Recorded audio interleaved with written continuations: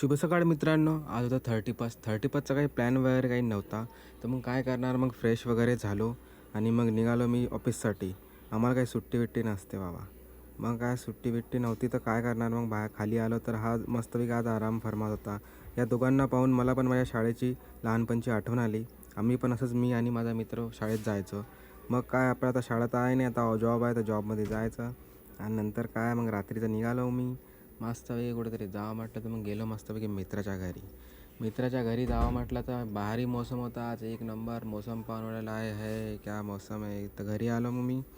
घरी आल्यावर हे शेही म्हणते थांब दादा, म्हणते मी येतो म्हणते. शेरू आमचा एकदम आरामात आरामात आला माझ्याकडे येऊन म्हणे उड्या मारवायला मस्तपैकी. काय आणलं म्हटलं काही नाही आणलं रे म्हटलं. आज काही स्पेशल नाही म्हटलं आपलं. मित्राच्या घरी गेलो तर मित्र म्हणे चुपचापपैकी म्हणे मस्त टी व्ही पाहाय म्हणे, कुठंच नाही झाला का म्हणे आपण. ठीक आहे म्हटलं. बाहेर मस्त फटाके फुटू राहिले होते.